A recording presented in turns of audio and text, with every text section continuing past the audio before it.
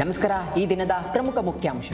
Double decker ಯೋಜನೆಗೆ ಮನವಿ, ಅನುಮತಿ ನೀಡುವಂತೆ ಕಟ್ಟರ್ಗೆ ಸಿಎಂ ಶಿವಕುಮಾರ್ ಅಹವಾಲು ಸಲ್ಲಿಕೆ.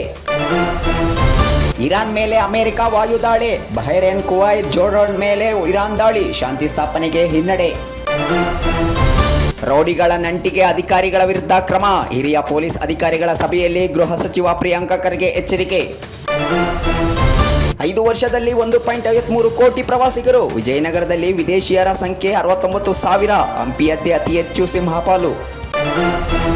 ಪಿಯುಸಿ ಸಿಇಟಿಗೆ ಇನ್ನೂ ಒಂದೇ ಅರ್ಜಿ, ಸಮಯ ವ್ಯಯ ಒತ್ತಡ ನಿರ್ವಹಣೆಗೆ ಮುಂದಾದ ಪರೀಕ್ಷಾ ಪ್ರಾಧಿಕಾರ.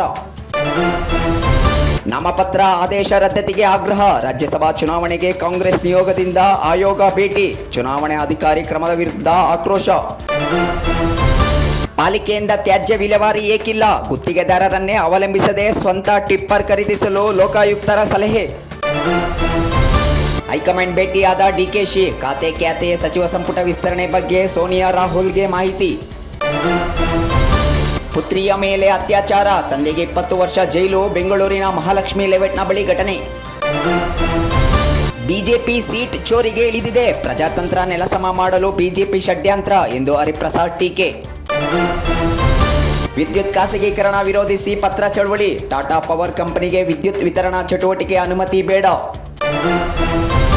ವಿದ್ಯುತ್ ಮಾರಾಟದಲ್ಲಿ 423 ಕೋಟಿ ಗಳಿಕೆ, ಪ್ರತಿ ಯೂನಿಟ್ಗೆ 9 ರೂರಂತೆ ಗ್ರಿಡ್ಗೆ ಮಾರಾಟ ಎಂದು ಸಚಿವ ಕೆಜಿ ಜಾರ್ಜ್ ಹೇಳಿಕೆ. ರಬ್ಬರ್ ದರಕ್ಕೆ ಕೆಜಿಗೆ 263, ಸಾರ್ವಕಾಲಿಕ ಗರಿಷ್ಠ ಮಟ್ಟಕ್ಕೆ ತಲುಪಿದ ಬೆಲೆ. 100 ದಿನಗಳಲ್ಲಿ ಡಿಜಿಟಲೀಕರಣ, ಕೆಐಡಿಬಿ ಅಧಿಕಾರಿಗಳಿಗೆ ಸಚಿವ ಎಂಬಿ ಪಾಟೀಲ್ ಕಟ್ಟುನಿಟ್ಟಿನ ಗಡುವು.